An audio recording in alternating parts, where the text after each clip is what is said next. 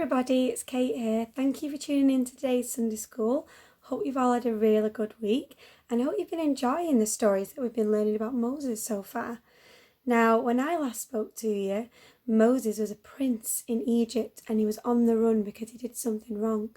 And hopefully, if you've been watching the last few weeks, you can see that God is fulfilling his promise to free the slaves in Egypt, and he's using Moses in an incredible way to do that.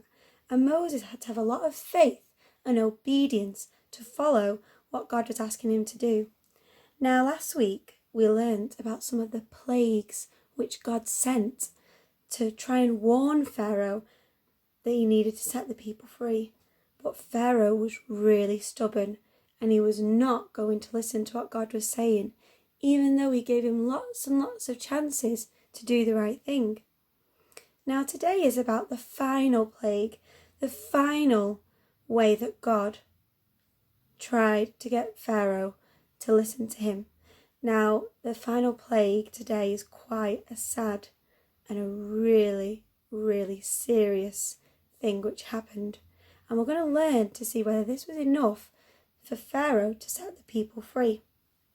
Now, before I tell the story, I want you to think about when you've ever had to have a meal in a rush. So maybe you've had to go somewhere, or you've been having your breakfast in the morning and you need to get to school and you've been wolfing it down really quickly. What does that feel like trying to eat in a rush? Now, today's story involves a very famous meal, and it's about people who had to eat something, a very special meal, in a short space of time. Now, before I start with the story, I want to just recap where we were up to. Now, God had sent some plagues to Pharaoh, and Pharaoh was still not going to let the people go. Now, finally, Moses gives Pharaoh one last warning, and he tells Pharaoh about the final plague which God is going to send.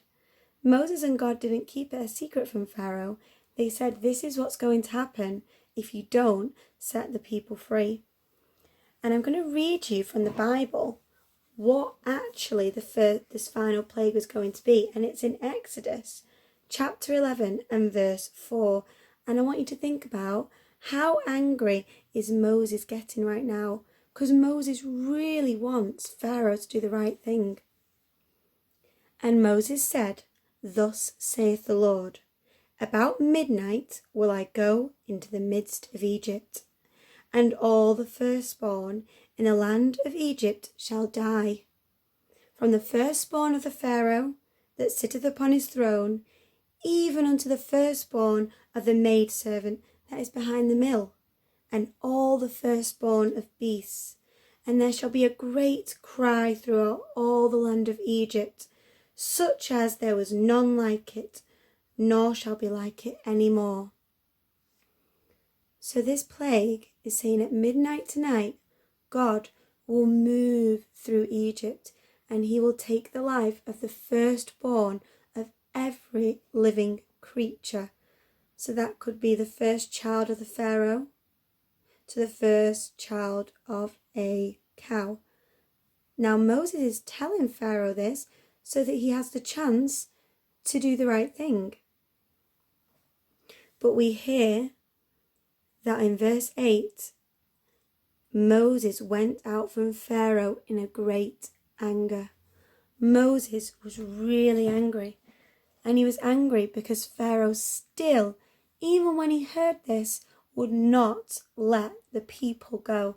And don't forget, these people were slaves. They were treated cruelly. They couldn't do what they wanted to do. Pharaoh was a really, really wicked man. And God had given him every chance to do the right thing, but he still wouldn't do it. So let's see what's going to happen, because at midnight, this plague is going to happen. I wonder how many people will listen to what Moses has to say, and how many people will not follow it. Now, God had said he would judge Pharaoh for what he did, and God always pays for sin. He always expects people to pay the consequence for sin because he's fair, but he always gives people a chance and a warning, and that's the same with us. Now, we don't have slaves, but we do things wrong, and God has given us a chance to say sorry for what we've done and to believe in him. And he can only give you so many chances. So when you hear, like today, that we need to say sorry for the things we've done, I'd listen and do it straight away. Don't wait like Pharaoh did. Now, God wanted to protect the Israelites, the Jewish people. And this is where we start to see a famous meal. Now, what God asked the Israelite people to do so that they didn't lose the firstborn, he asked them to kill the lamb in their household, the sheep. Now, I am not for killing sheep, and it's very sad, and people would have been sad that they had to kill their sheep, their lamb. But they had to do it because a price had to be paid. Now, what they were told to do, some instructions, they had to kill the sheep, the lamb, and they had to put the blood on the door. Now I'm going to show you this picture of the door. So they've had to put the blood up and across and down. And the reason why they had to do that was so that when God came at midnight, if he saw the lamb's blood on the door, he would leave that house alone. He would look at it and know they were following my instructions. They believe in me. I'm not going to harm their family. And then they were to have a special meal. They were to eat the lamb and they were to make bread. But they had to make bread really quickly. So the bread was called unleavened bread. It was flat and it didn't rise. So can you imagine the night before this final plague? Families are coming together. They are putting the blood on the door and they're having a really quick meal. And they are having faith that God will not harm their family. Because God said if he sees the blood, he will pass over that house. Now, do you think the Egyptians and Pharaoh followed the instructions? They didn't. Because they didn't believe in God and they did not want to follow his rules or his instructions, even though they had a chance to. So that night, people started to prepare. The Israelites were in their homes, putting blood on the door. They were probably a little bit scared. It took a lot of faith to believe that God would save them and not harm their family. And just like they had to kill a lamb to keep us safe and to save us, Jesus died for us. Jesus died so that we do not have to die. We can go to heaven. And that's why this story is similar to us. Even though we don't celebrate the Passover like the Jewish people do, we remember that because Jesus died for us, if we follow God's rules and we believe in him, God will pass over us and we can live with him in heaven. But if we don't follow God, like the Egyptians the Egyptians didn't follow God. If we don't either, then there will be a consequence for us as well. So, the Israelites have put the blood on the door and they're having their meal and it's almost midnight. And like God said, he moved across Egypt and he took the life of every firstborn. And like the Bible said, there was crying and wailing and sadness all over Egypt. Now, God wasn't happy that this had happened. Moses wasn't happy that this has happened. This was really sad. But it had to happen because Pharaoh wasn't setting God's people free, despite 10 warnings. Now this picture shows Pharaoh and his son. He would have lost a dear son. And I think that this is we know this was the last straw for Pharaoh. He was very, very sad. And he realized how powerful God was. And what he did was, in anger, he said, "Go, take the people, take my slaves, you're free." So what God had said would happen, had happened. The Israelites, who had put the blood on the door, were protected and safe, and God had passed over their house. But the Egyptians and the people who refused to believe in God, unfortunately, paid the price for it. and rightfully so, because they had lots and lots of chances and they still wouldn't listen. Moses was probably very sad about this. Now we see that the Israelites were free, and when people were freed from slavery, they were given gifts and things to take with them. So they had animals, they had some jewels, they had lots of food, and they were on their road to victory. God had freed them. It wasn't Pharaoh who had freed them. Pharaoh never wanted to set them free. It was God who sent powerful plagues and did not stop until his people were freed. And it's actually a happy ending because they were going to the promised land, a place of a bright future, of good things to come if they followed God. Now, I know that if Pharaoh had listened the first time to what God had said, what Moses had said, none of these plagues would have happened.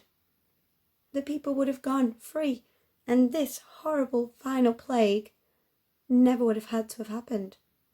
But God is fair and God is just. That means that when people do things wrong, he punishes it, but he does give people a chance to do the right thing. Now, we're not living in Egypt. We're not a slave. We're not a pharaoh, but we can learn so much from this. Now, the lamb, which had to die, was innocent. The lamb didn't do anything wrong. Just like when Jesus died for us, he was completely innocent, but he paid the price so that we wouldn't have to die. And just like the Israelites put the blood on the door, they had to do something to be saved. The lamb had died, but they had to believe and have faith that it would save them. They had to believe that that blood would save them. So Jesus died for us many years ago, and that is enough. All we need is the blood of Jesus to get to heaven. But we have to believe in it. We have to have that faith and put our trust in it and look to God. And that's what we need to do. Now, Jewish people still celebrate that Passover meal today. They celebrate the day when the Jews were freed from Egypt. And it was an amazing moment in history, a true moment in history. Now, we don't celebrate the Passover, but every day we should be celebrating and remembering how Jesus died for us so that we don't have to die. We can go to heaven. And that is the end of the story. Now, it was a little bit of a sad story and also a little bit confusing. So well done if you managed to keep up with it and understand what was happening. But we've got to the end now of the 10 plagues, and we've also got to the bit where the Israelites are free after so many years in slavery. It's such a happy ending. But the story doesn't end there. The story is going to continue. Now, I'm just going to read to you a verse which would be really good to learn. And it's in 1 Corinthians chapter 5, and it's the second half of verse 7. And it says, Christ, so that means Jesus, our Passover lamb, has been sacrificed. So God even calls Jesus our Passover lamb. And this festival of putting the blood on the door is called the Passover. So we know that Jesus is our Passover lamb. Jesus' death means that God will pass over us and he will not judge us harshly. He will not judge us, but we have to believe in him.